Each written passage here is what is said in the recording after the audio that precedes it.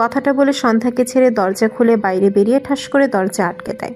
সন্ধ্যা দরজায় থাপ্পড় দেয়। আকাশ এরকম করছে কেন তার সাথে? তার ভীষণ কান্না পাচ্ছে। আকাশ বাইরে থেকে দরজা লক করে দিয়ে এগিয়ে যায়। পরনে একটি সাদা গ্যাবার্ডিন প্যান্ট, উদাম শরীর, গলা, গাল, বুক, পেট সব জ্বলছে আকাশে। খামচে পুরো যাতা করে দিয়েছে। তবে কিছু একটা ভেবে বাঁকা হাসল। এরপর সিঁড়ি বেয়ে নেমে সৌম্যের উদ্দেশ্যে বলে, কি হয়েছে? তোমার বোনও ভালো আছে?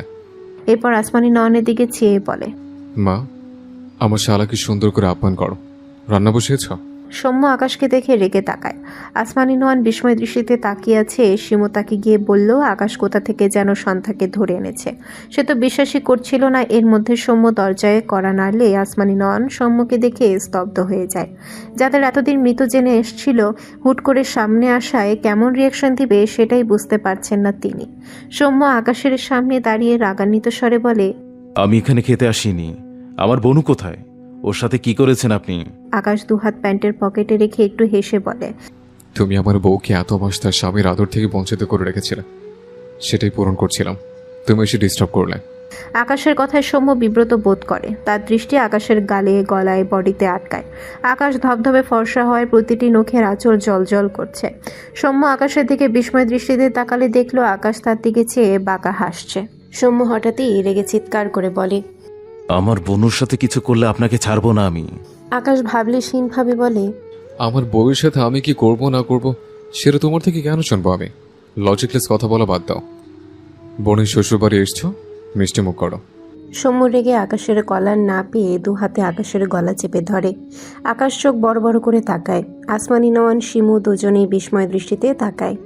আকাশ রেগে সৌম্যকে গায়ের জোরে ধাক্কা দেয়। সৌম্য এক পা পিছিয়ে যায়। আকাশ ডান হাতে সৌম্যের কলার চেপে রাগান্বিত স্বরে বলে, ভুলেও আমার গায়ে হাত তোলার চেষ্টা করো না সৌম্য। বউয়ের হাতের মার মিষ্টি লাগলেও অন্যদের মার আমার হজম হয় না। 100 গুণে ফেরত দেই। সৌম্য চোখে মুখে রাগ, তবে আকাশের কথায় ভ্রু কুঁচকে যায় তার। আকাশ সৌম্যের কলার ছেড়ে ঠান্ডা হয়ে বলে, আমি তোমাকে ছোট ভাই ভাবি, জায়গাটা নষ্ট করো না, বসো। ঠান্ডা মাথায় কথা বলছি। সৌম্য রেগে বলে, আপনাদের মতো জানোয়ার মানুষদের সাথে বসা তো দূর, দাঁড়িয়েও কথা বলার রুচি নেই আমার। আকাশ শক্ত গলায় বলে ওঠে। সৌম্য, সৌম্য চোখ বুঝল।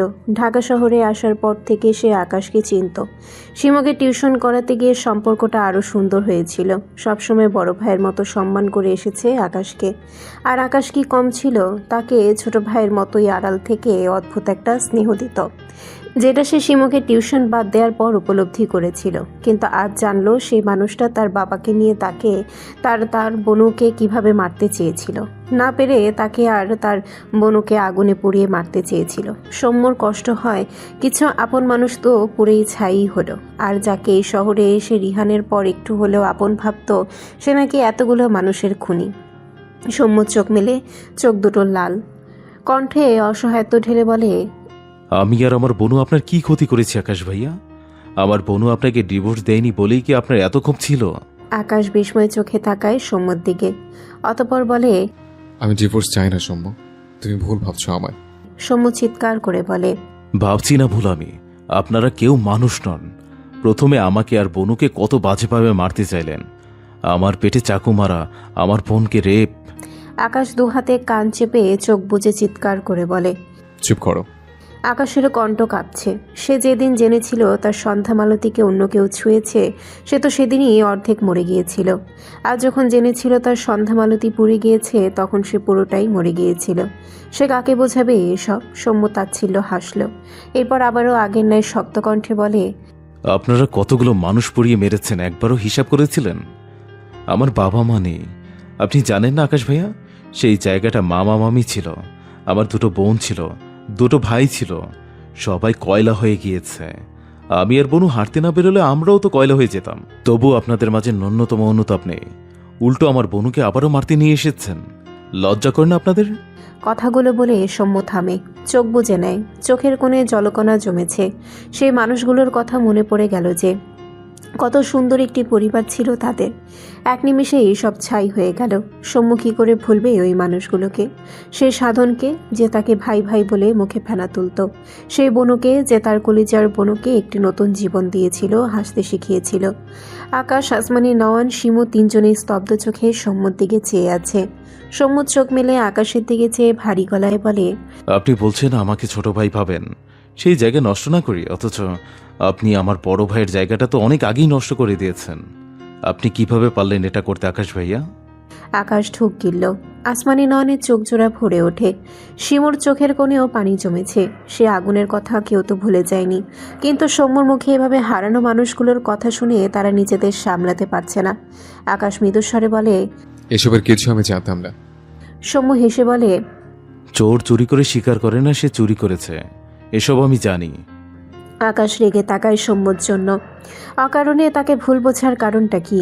সৌম্য নিজেকে সামলে শক্ত গলায় বলে, আমার বনুর ডিভোর্স পেপার আমি রেডি করব। আমার বনুকে ছেড়ে দিন। কোথায় ও? এরপর সৌম্য চেঁচিয়ে ডাকে, বনু, বনু। আকাশ মৃদুস্বরে বলে, আমি সন্ধ্যাকে ডিভোর্স দিব না, আর ছাড়বো না। তুমি এখান থেকে যাও সৌম্য। কথাটা শুনতে সৌম্য প্রচণ্ড রেগে যায়। আবারও তার বোনকে তার থেকে কেড়ে নিতে চায় এই অমানুষগুলো। নিজেকে দমাতে না পেরে এগিয়ে গিয়ে ডান হাতে মুষ্টিবদ্ধ করে আকাশের নাক বরাবর একটা ঘুষি মেরে দেয়। আকাশ চোয়াল শক্ত করে তাকায় সৌম্যর দিকে। আসমানি নওয়ান দ্রুত এগিয়ে আসেন। তার আগে আকাশ সৌম্যের গলা চেপে ধরে দাঁত কিরমির করে বলে, বলেছি না, বউয়ের হাতের মার ছাড়া আর কারো হাতের মার হজম হয় না আমার গায়ে কোন সাহসে হাত তুললি?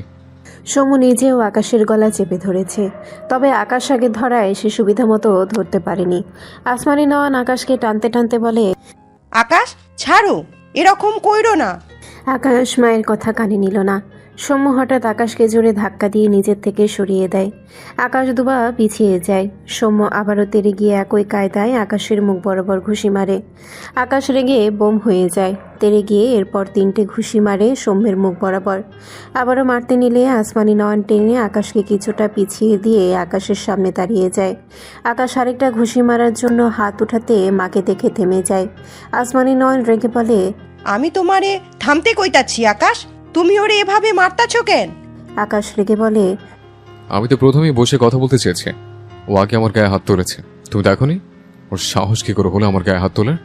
সৌম্য ঠোঁটের কোণে লেগে থাকা রক্ত মুছে রেগে বলে, আপনার মতো অমানুষকে এখনো আপনি বলছি, এজন্য শুক্রিয়া করুন।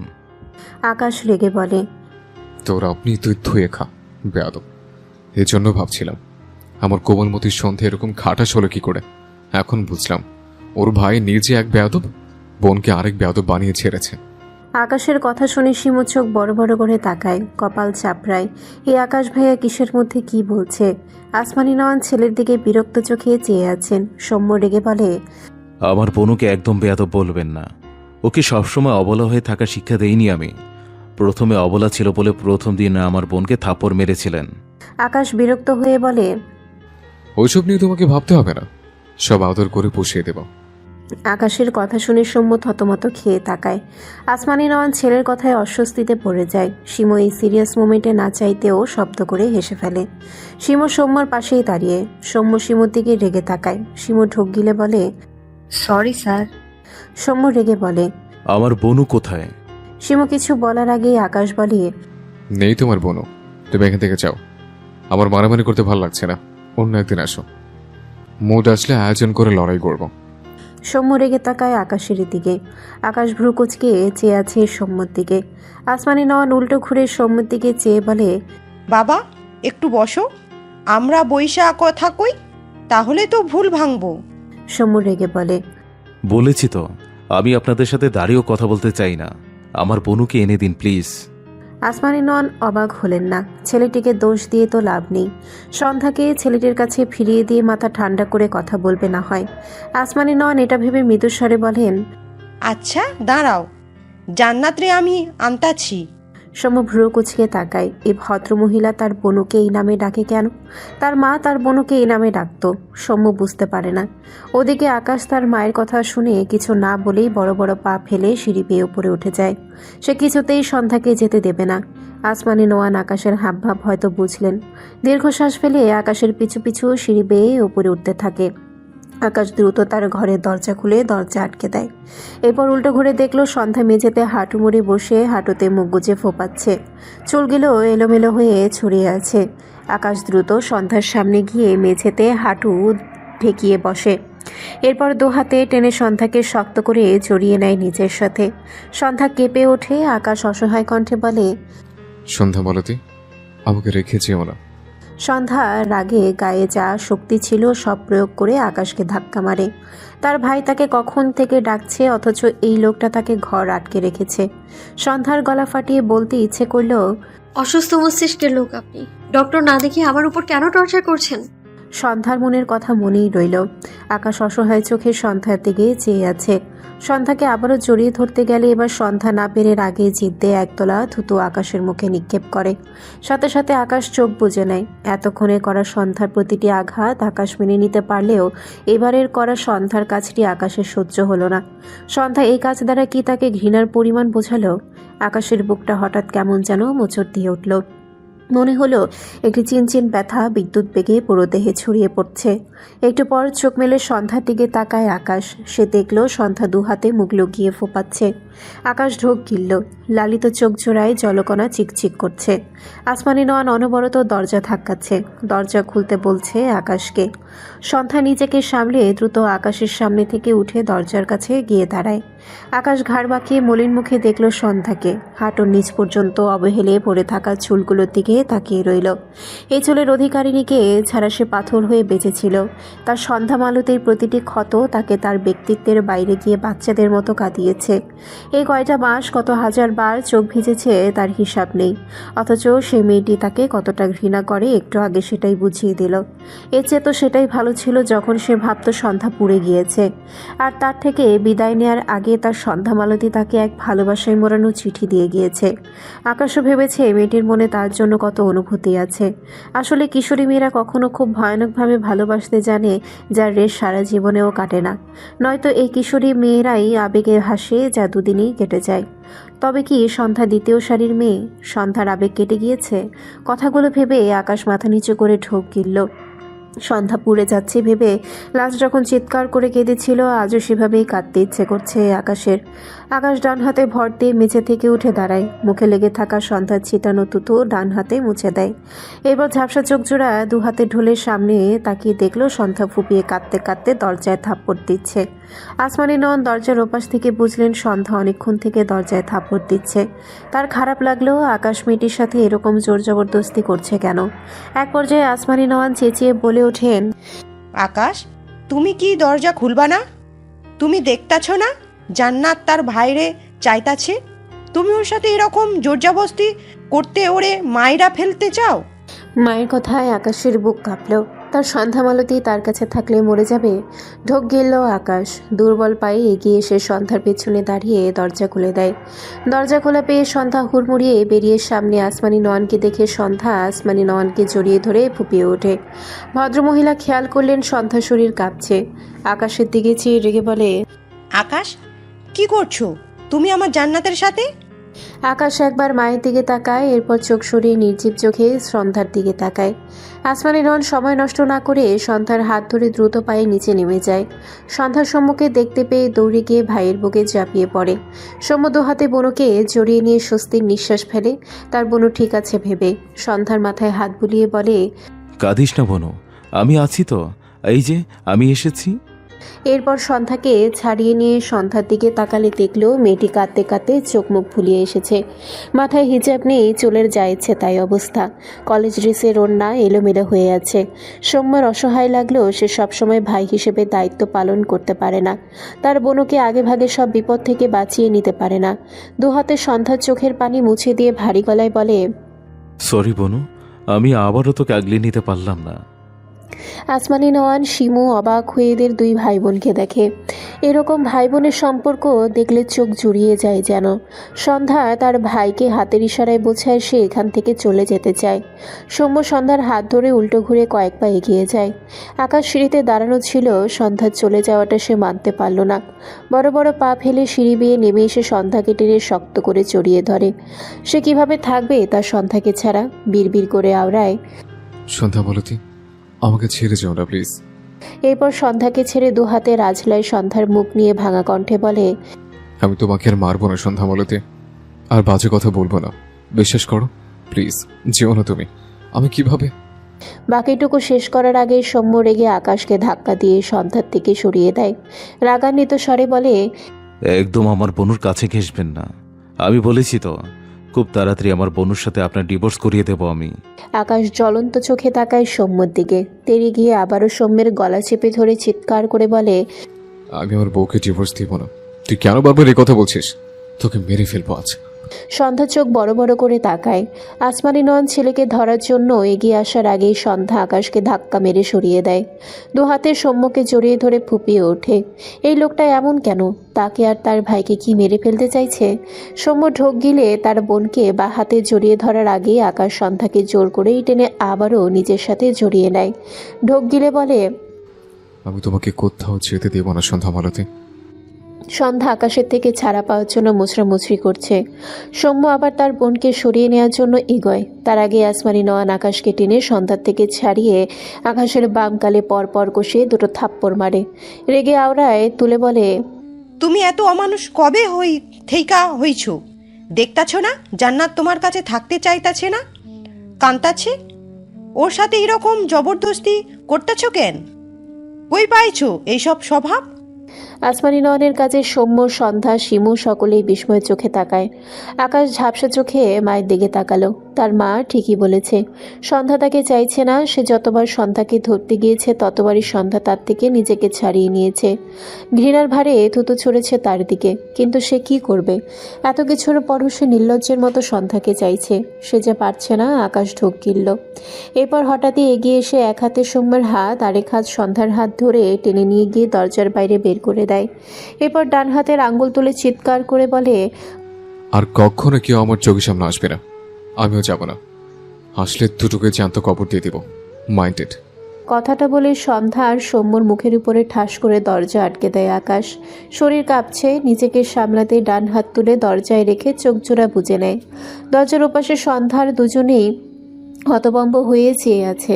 তারা বুঝতেই পারেনি আকাশ এরকম করবে।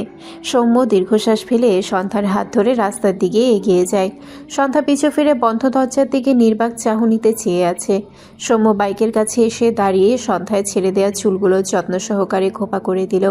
এরপর এলোমেলো ওড়না ঠিক করে দিল। সন্ধ্যাকে কিছু জিজ্ঞেস করলো না, তবে সন্ধ্যা প্রতি আকাশের ব্যবহার তাকে ভাবাচ্ছে। সৌম্য বাইকে উঠে বসে বাইক স্টার্ট দেয়। সন্ধ্যার উদ্দেশ্যে বলে, বনু উঠে বস। সন্ধ্যার দৃষ্টি আকাশদের বাড়ির দিকে ছিল। ভাইয়ের ডাকে দৃষ্টি সরিয়ে নিল। এরপর এক সাইডে পা রেখে বাইকে উঠে বসে। ডান হাতে সৌম্যর পেট জড়িয়ে সৌম্যর পিঠে মাথা ঠেকিয়ে রাখে। মুখটা মলিন। সৌম্য বাইক নিয়ে জায়গাটি প্রস্থান করলে চোখের পলকে আকাশের বাড়ি আড়াল হয়। সাথে সাথে সন্ধ্যার দু চোখ থেকে দু ফোঁটা পানি গড়িয়ে পড়ে। আকাশ সে তখন থেকে দরজা ধরে দাঁড়িয়ে আছে। দমবন্ধ লাগছে তার। মনে হচ্ছে সহ্যের সীমা পেরিয়েছে। বহু কষ্টে একটা ঢোক গিলল। এরপর উল্টো ঘুরে মায়ের দিকে তাকায়। আসমানি নয়ন নিশ্চুপ হয়ে আকাশের দিকেই তাকিয়েছিল।